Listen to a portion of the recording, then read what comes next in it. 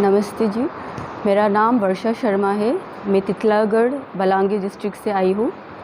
तो एक्चुअली मेरा प्रॉब्लम मैं एक्चुअली डिटॉक्सिफिकेशन के लिए आई थी और यहाँ पे अच्छा लगा। After treatment, after 7 days of treatment I was my.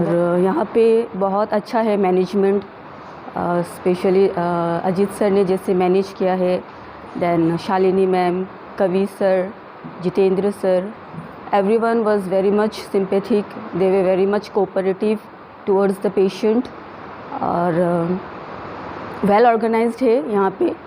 और ट्रीटमेंट के लिए नेचुरोपैथिक ट्रीटमेंट के लिए I think this is the best centre for everyone. And मैं चाहूँगी कि सब लोग, आप लोग भी यहाँ पे आके अपना ट्रीटमेंट कराए, आपको बेस्ट रिज़ल्ट मिलेगा। Thank you.